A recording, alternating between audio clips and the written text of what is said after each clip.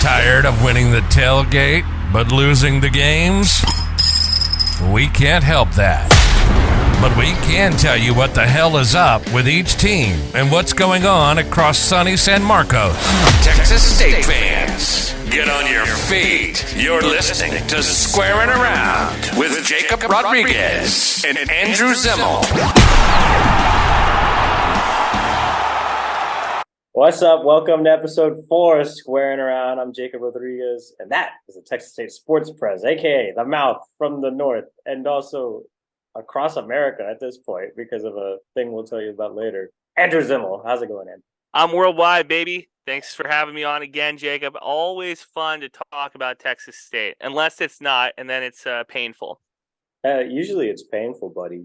And sorry, I'm just pulling up my own rundown that I created. It's only painful between the months of August and like November because nothing ever happens in December with Texas State football. Except this time we have new coaches. That was fun. Got the final of I think you called them the roses we hand out for the Bachelor. We finally have the end of the coaching staff. Hopefully we don't have to make any more changes between now and the season beginning next year. You never know though.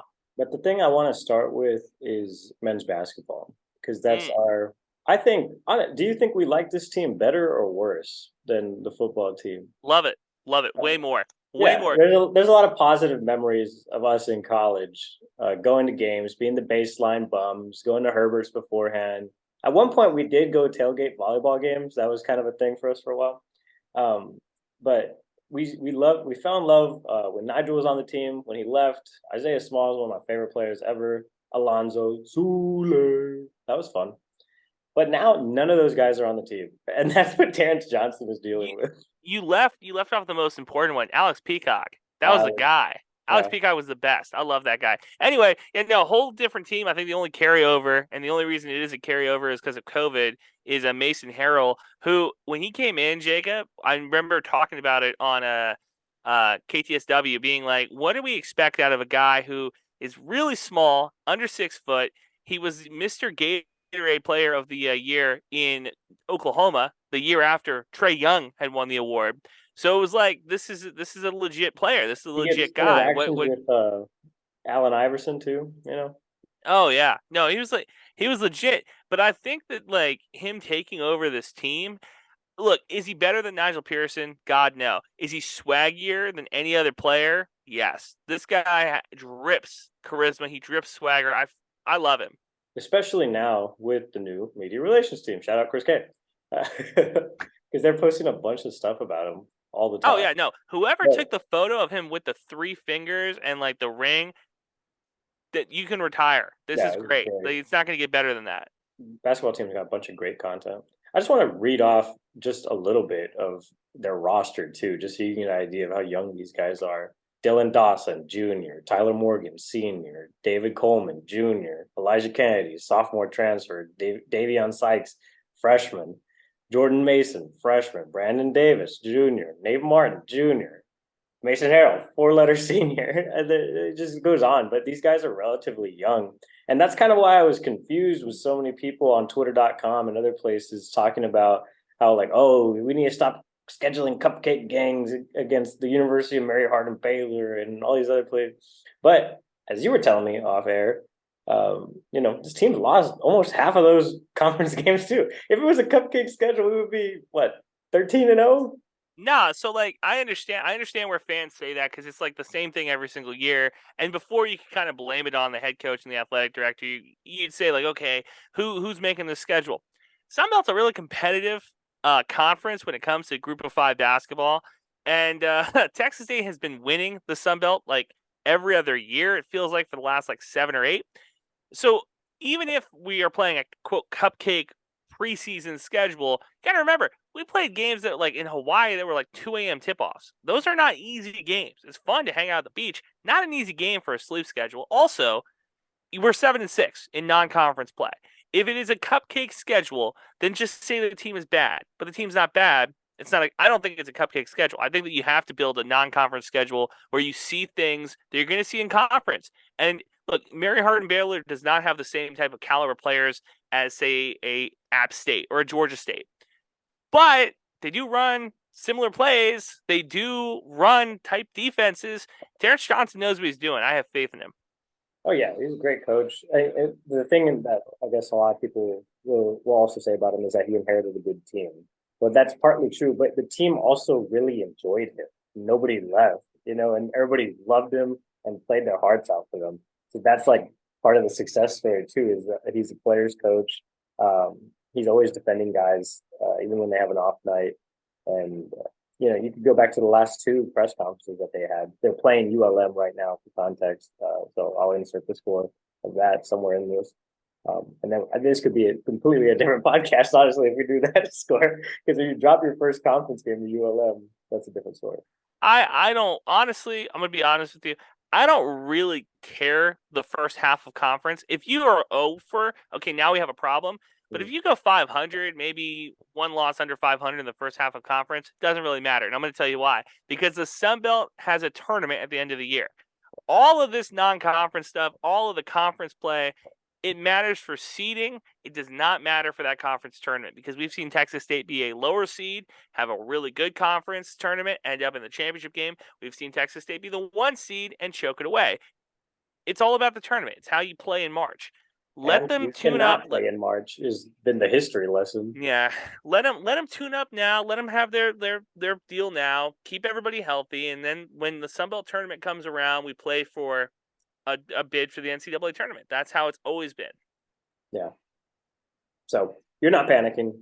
I'm like, I guess there's reason for their struggles. Like you bring in all these freshmen and sophomore transfers, and like that's to be expected. They haven't played a lot of basketball, and people are mad because like we're playing against who? We're playing against what? But I think the record learn geography. That's what this is for. It's for the people who graduated and haven't looked at a map since graduation. That's what this is for. It helps you learn where places are. We played Washington State, Rhode Island, UTSA, Cal, Hawaii, Lamar and Rice. At UTA, Mary Hardin Baylor, Sam Houston. By the way, lost to Mary Hardin Baylor and Sam Houston. Not good looks in both games. Terrence Johnson has a bite where he says, where we learn mistakes, we learn from mistakes. It's hard to learn, but if you make a mistake, at least you're learning. Something along those lines. I think painful lessons, they're only painful if you lose. But when it comes down to it, you want to win or you want to learn. So you can win and learn. I think there's some things tonight that we're going to be able to learn from, but it feels better learning after a win. What an excellent quote. A real quote from a real leader right there. No, it's like you gotta fumble. You gotta make mistakes to learn better. Great. That's a very coachy cliche. As long as we're beating teams in the Sun Belt, I don't care if we go over in conference. Does not really matter, or non-conference. Doesn't really matter to me. Just win games in your conference play. Hopefully they get ULM tonight. Yeah, league play is here. Obviously, there are no surprises in league play. They're very familiar with us as we were with them. I think you got to credit those guys. They came in and they fought to the end. We had opportunities tonight and just could not capitalize on those. If you're playing at home and you can hold a team to 29% shooting from the field, 28% shooting from the three, you should like your chances. But, we struggled today getting the rhythm, getting the flow. Maybe it's a number of a few things, but, I think the credit has to go to that team and the way that they were able to disrupt our rhythm. Certainly, we need to do better. We need to be better at every facet of the game. We need to be better at defending.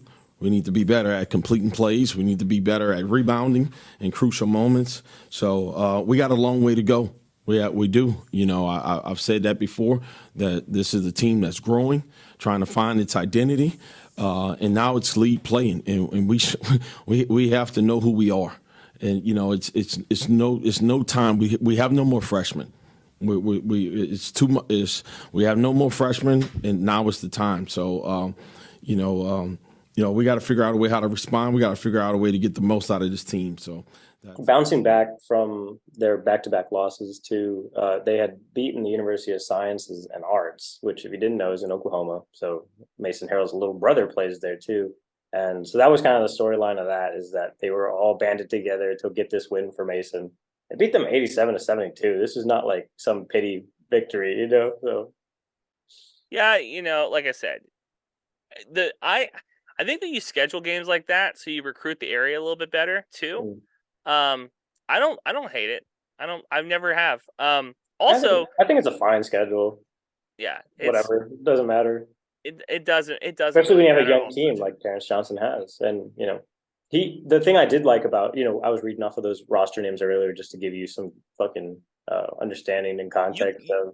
you could have made up two of those names, and I probably wouldn't have called you out. Well, I didn't. So, but what I was saying is that Texas is on that list. Like everybody, a lot of the guys have Texas backgrounds too. So when you talk about GJ Kinne wanting to recruiting Texas, like our hair's on fire. Terrence Johnson's wrote the playbook on that, and that's what he's trying to do. Even some guys from the Central Texas area, which is very hard to do. It's because a lot of these coaches have to drive. So you look at it that way. Seriously, you look at it that way. You go, okay, is there somebody I can actually get in Mississippi, Louisiana, Arkansas, or can I just keep it within a 5-6 hour driving distance away? Which makes sense to me. I get it. On the flip side of this, too, we have the women's team who's doing very well in their out of conference schedule. They're 9-3 overall right now. They won their first conference game too. Shout out to the coaching staff. Coach Z was always really good to us at the Star, and Mhm. Paige Love is over there, one of the assistant coaches, and she has always been great to me. Like I've never had any sort of problem. She's been so good. At Texas State too, she's got to be one of the like longest tenured assistant coaches in Yeah. Texas State, like for sure. Well, she was the head coach at another school before she came back, so it's one of those things. Gotcha. So, what do you think about them going into their conference schedule? They play on New Year's Eve, December 31st. I'm here for it. Look, women's basketball has always been really tough to kind of decipher, kind of figure out because they always have one or two players that really stand out. And then when you get to the conference like playoffs, the tournament at the end of the year, that's where they kind of seem to always have a problem. But Coach G has done a really good job of consistently having consistent teams in the regular season. So it's how do you take that success from year over year and then translate it into playoff success? Because a couple of years ago, the conversation was being had around like, hey, what's her job security like? Is the seat a little bit hot on Coach Z? And I remember if when you you were calling for her job in college. hey, I never called for anybody's job over here. I have questioned what's the goals? What is the bar? Are we happy with the success that we're having? No? Okay, well maybe we do need to have a change. No, it's like the question was being had like, well, what's the job security like over there? And she proved that they can win the conference regular season, and can they win the conference title? That's I think what the bar has to be for this Bobcat team. Not this year, but just as the program continues, like that needs to be a standard that they have. Well, because they're usually first or second round outs. They make it so far, could capture the regular season title, and then they just fall apart in conference play. We saw that junior year they lost to South Alabama. Senior year, Got canceled. who cares? Yeah. Yeah. Well, and that's the other thing, right? Like they've done a really good job of recruiting, and Coach G has had in the last 6 years, I would say probably 5 of the top 25 players ever in Bobcat women's basketball history, maybe 4. She's had a bunch of very good individual players, but the teams haven't had that success that you really want them to.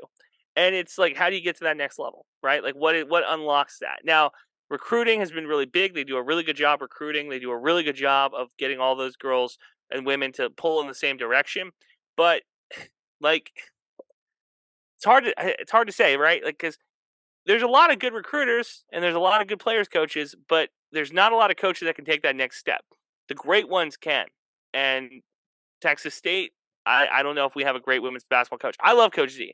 That she's the best. She's been nothing but kind to me, and I love her. I think that she's great. But again, if you're a Bobcat fan and you want success across the board, then you need to have the standard of success a little higher.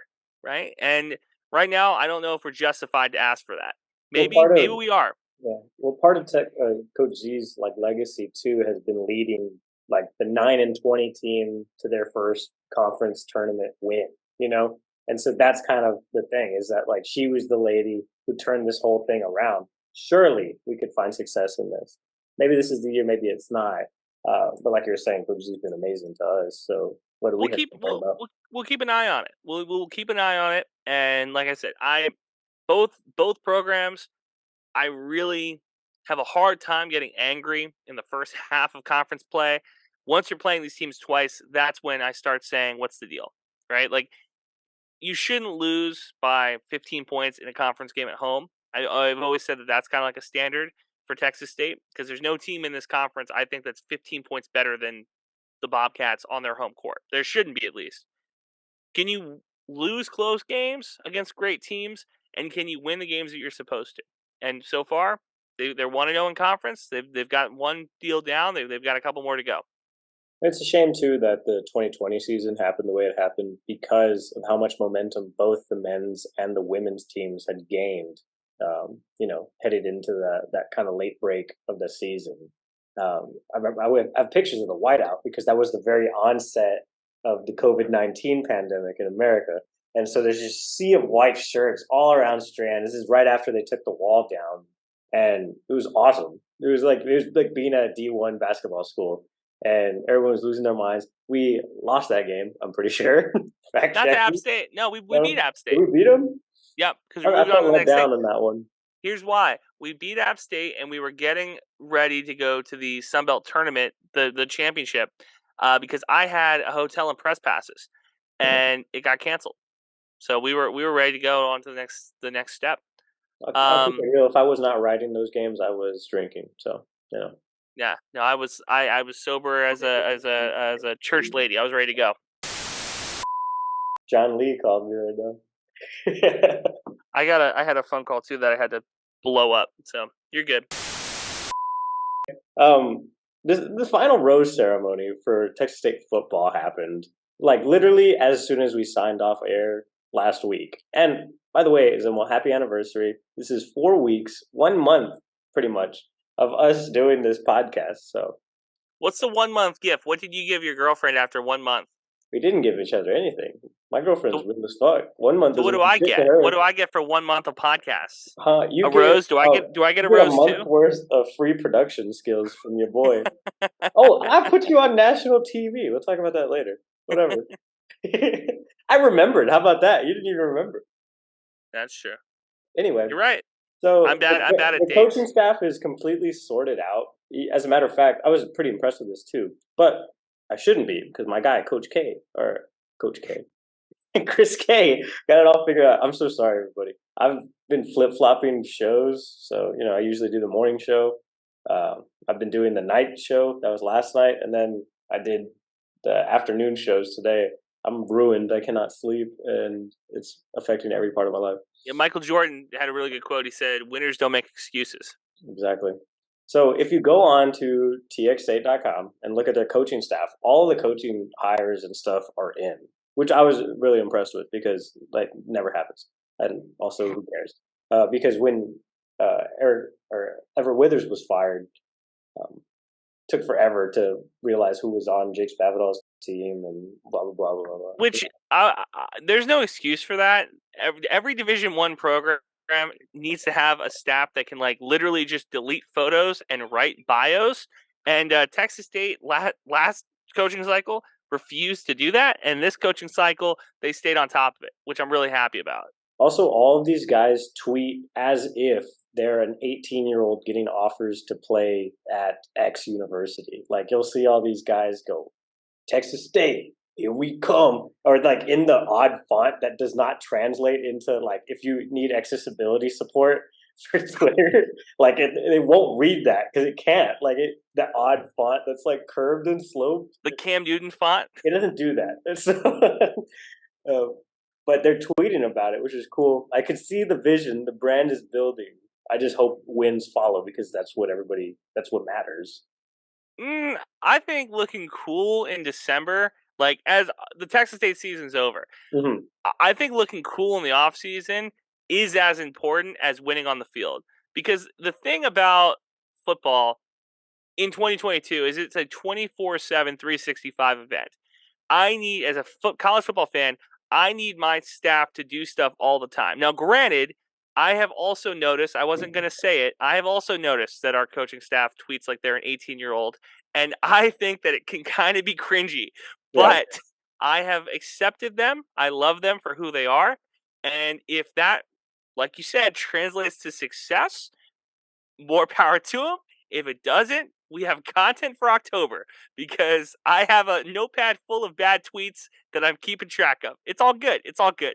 Yeah, and this should just be a PSA for all Texas State coaches. But we can see your likes. Yes, We please. see That's you enough. when you're liking. We That know is when you're retweeting. that is true. I don't think we've had any problems with that No, not so yet. far, though. Not yet. I've been keeping an eye on a couple of the GAs when we were in school. I was checking the likes every couple of weeks, just double checking. A lot of college football likes, which was good. A lot of highlight videos, which was good. I was all on board for A that. lot of job offers, likes. No, I didn't. Actually, honestly, I did not see a lot of that, so that's good. Well, going back to what you were saying, do you remember when Spav got hired and the university Barely. team like basically paraded him around every basketball game, every Castro Club dinner, every baseball club? I know that's going on behind the scenes because one of GJ's first stops was at the Texas High School Coaching Associations, which is in San Marcos. It didn't make sense that we didn't have a better relationship to begin with. Regardless, I know that stuff is going on in the background, but that stuff is not really at the forefront of this like coaching administration. Because I'll tell you why. Because they know what is going to bring in more money. Texas State fans are not dumb. They know that the last time that we did this parade, there was a big boost in donations.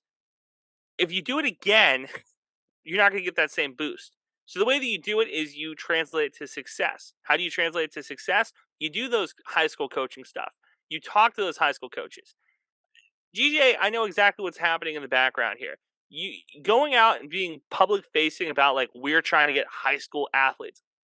That's not how this works. You go into an athletic director's office as a high school athletic director's office, and you say, "Who do you got for me? Who are you? What are we looking at here? Not in this next class, not in the 2024 class, but in the 2026 class. What sophomores are doing good on JV? Who's looking really good on the scout team that we can kind of take a look at? That's what he's got to do.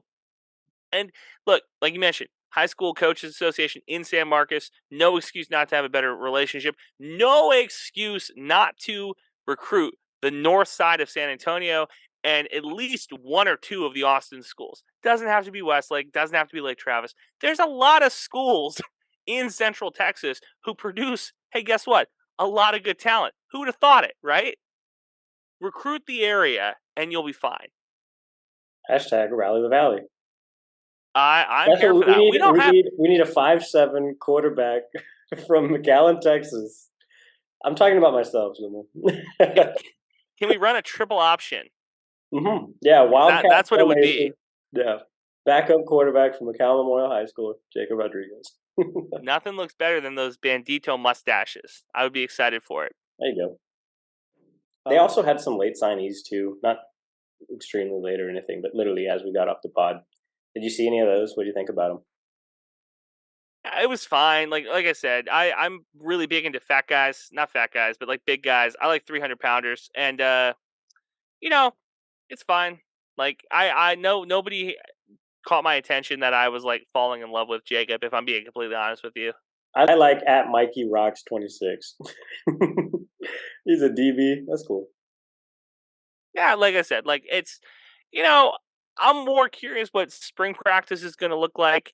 During the spring, we're going to have our guy, the Undertaker, Colton McWilliams, come on and break it down for us because he will be like in the stadium watching these guys. That is who I trust when it comes to like talking about these guys. But right now, last week of December, I'm cool with it. I'm rocking with a solid B+. I feel good. Yeah, I think I might go down to the spring game, either to watch in the press box or just watch as a fan. But I can get it either way, so it doesn't matter.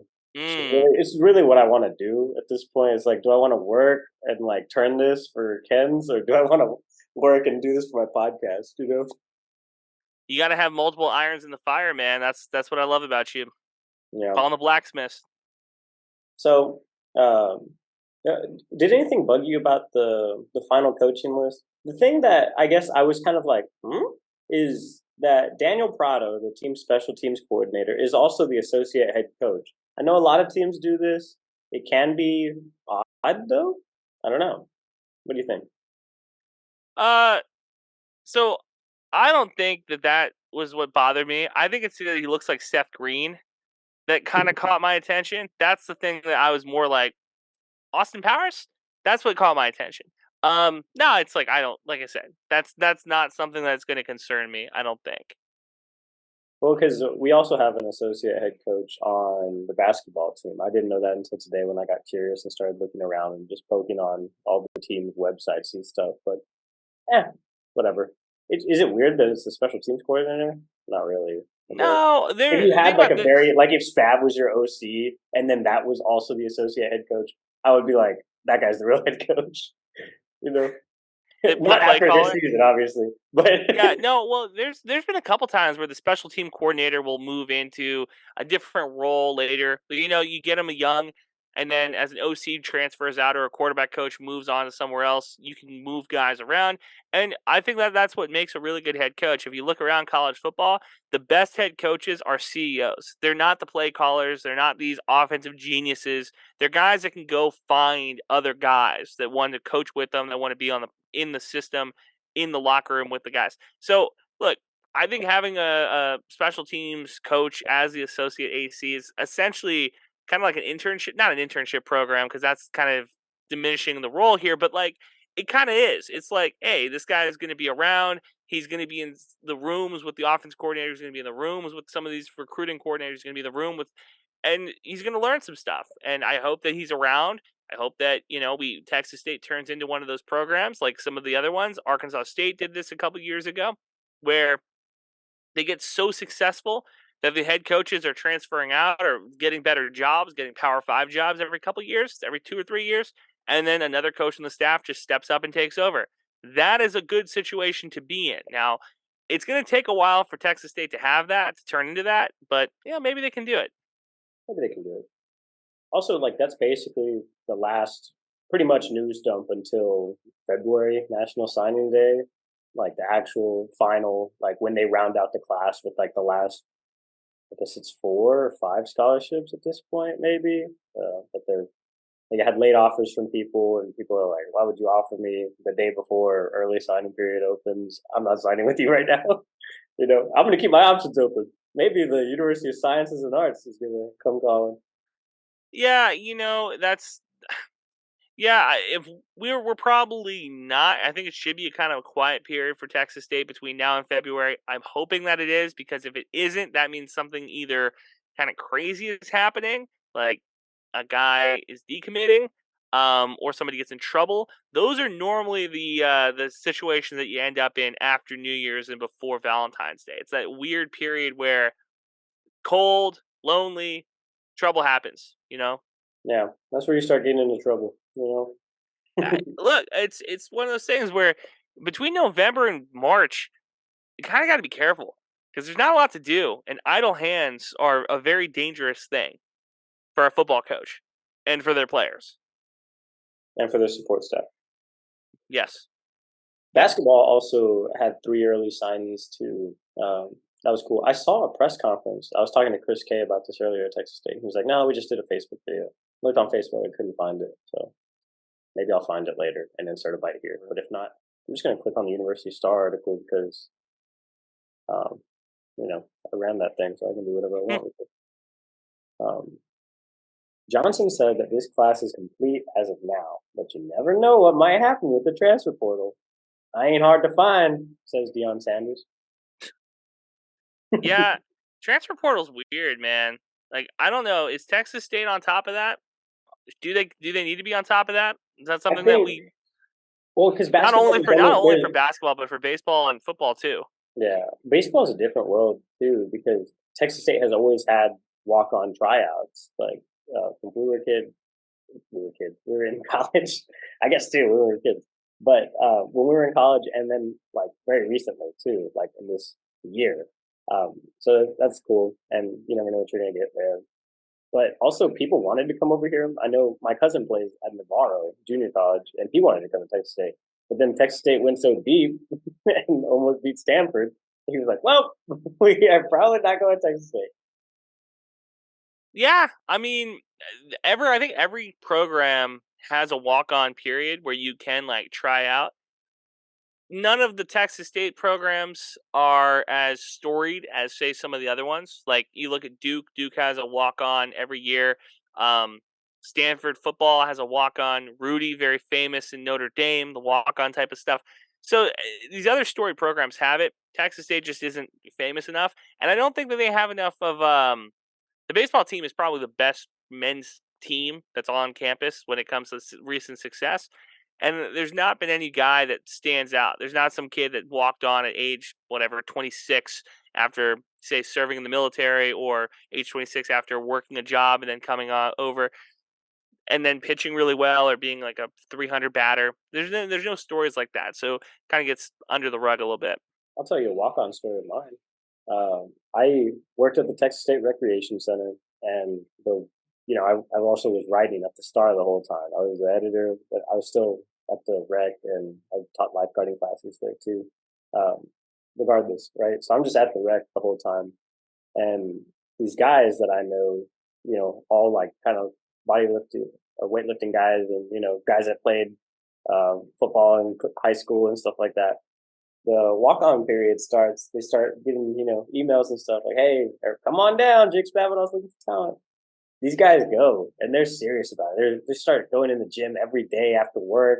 They start going to all these workouts and stuff. None of them get picked. So kind of sad. A lot of them had dreams. A lot of them had aspirations. But I'll tell you, if you wanna walk on somewhere, here's two things you need to do: be over 6 foot and be willing to play a position that you probably didn't want to play in the first place. Because what they're always looking for is big guys to play in the trenches, and they're looking for very slow big guys that can play fullback. That's kind of what you need to be. and you could be on the practice team if you want, but if you just want to get the shit kicked out of you like Rudy. Yeah, no, and shout out to my guys, Chris and Andrew, my freshman year, who tried out for the men's basketball team to be on the practice squad. They didn't get it, but they did get on the women's team as practice squad players there, and they had a ton of fun. I personally did not have fun watching them play against the women's team, but it was good time. They had a good time doing it. Good bodies to have in the mix. You need a Yeah, I tell 5'11" you, guy man. to shoot over.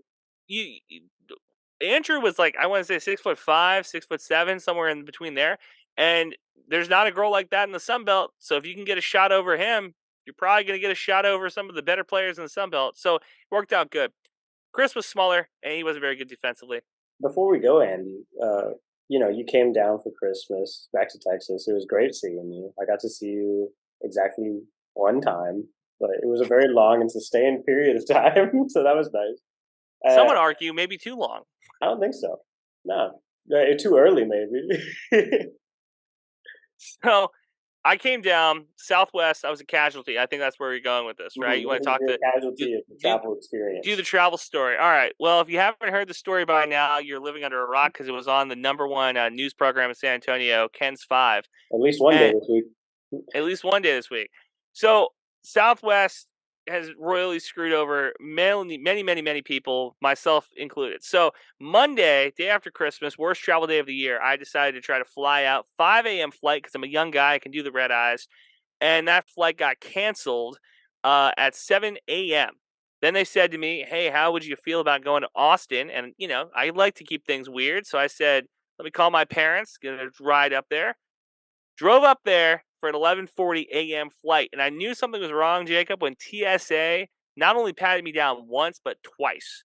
I got patted down in San Antonio and in Austin, but it was relatively short. Like, there wasn't a lot of people coming through TSA, which is another big red flag if you're traveling, and TSA is like playing on their phones. that tells you that something's going really, really, really wrong. So 10:40 I sit down in my seat. 11:40 we're supposed to board the plane. Noon rolls around. 2 p.m. rolls around. They finally cancel my flight around 2:30. During that time, I made friends with Raul and Beth Navarra. Raul from El Paso swam at St. Cloud State in Minnesota. Shout out El Paso. Beth from South Dakota. We also met my guy Zach from Houston, who works in the Twin Cities as a water scientist. He's a big water nerd. Anyway, 4:00, and we decide that Southwest, they have us by the Jewels. What are we going to do here? And we decided to drive. So 4 strangers who didn't know each other, decided to get in a car for 17 hours and drive from San Antonio to Minneapolis. And Jacob, when I tell you this was the best car ride I've had since I was like 6 years old with my family, this was great. Not only did I only have to drive 4 hours of a 17-hour ride, not only did I get to belt out Katy Perry and Lady Gaga car karaoke, but we stopped at Buc-ee's in New Braunfels, and I got beaver nuggets. And, dog, nothing beats that. Beaver nuggets? I love them. You were worried for a time, though, that you were going to be killed. And I was kind of worried for you, too. That's why I started #ZimmelTracker on Twitter. It went through my head. But I will say, Beth and myself, we were sitting on a park bench waiting for Raul and Zach to get the rent-a-car. And I made her pinky promise that they weren't going to kill me. And nobody breaks a pinky promise. And I will say, too, people were very concerned. I know a lot of my coworkers up here were kind of giving me the side eye. One of them even kind of threw some shade at my mom. They were like, what mother raised a guy that would just go with strangers? Here's the thing. They're all Texan, right? Raul, El Paso, Zach's from Houston, I'm from San Antonio. And what Texan stabs another Texan in the back? That's what we're built on, baby. That's what we're built on. Yeah. And I'm like, if I get in a car with 3 cowboys, I know I'm going to be completely fine. And that's what we were. We were completely fine. That's how the West was won, man. That's what America's built on. So you take out that one lady. Different story, you think? Or shout out Beth, because she was really cool. If it was 4 guys, I probably would have felt like maybe a little bit more safe. And I don't know why that is, but I just think that 4 guys, 4 strangers together. Look, that happened to me freshman year in my apartment. I didn't know who I was going to live with. That's how I ended up living with Brendan, who we had on the podcast last week, Wisdom, who's a great guy, and Dominic. What connected all of us? Sports. We all like sports. We all were big sports guys. And we lived together for 2 years. So that happens. I don't know. Beth and Raul are great. I love them. And I hope to get invited to their Friendsgiving in January that they kind of teased a little bit. They said I might get an invite. So fingers crossed, friended them on Facebook. We'll see what happens. Fun. That was a great story, Zimmer. And you turned content for me at my show. So that was great. Yes, if you missed it, you need to watch Ken's every waking hour, because you never know what show Jacob's going to be producing, and you might see my face. You truly never know what show I'm going to be producing. I don't even know what show I'm producing. I walked in today. I thought I was producing the 5. They were like, "You're on 6, by the way. Don't mess with my show." I was like, "Oh, sorry, my bad." No, and it was good, and I liked it because I was like half asleep last night. And you texted me, "Turn on the television." I had to find the Ken's 5 live stream and watch it, which was cool. That was fun. But, and everybody loved it. Everybody enjoyed watching me. So that was cool. Sweet. Good story. Squaring around. Episode 4. Thanks for watching. Peace. Book it. Thanks for listening. New episodes out every Thursday. Follow the boys on Twitter. Eat 'em up. Eat 'em up.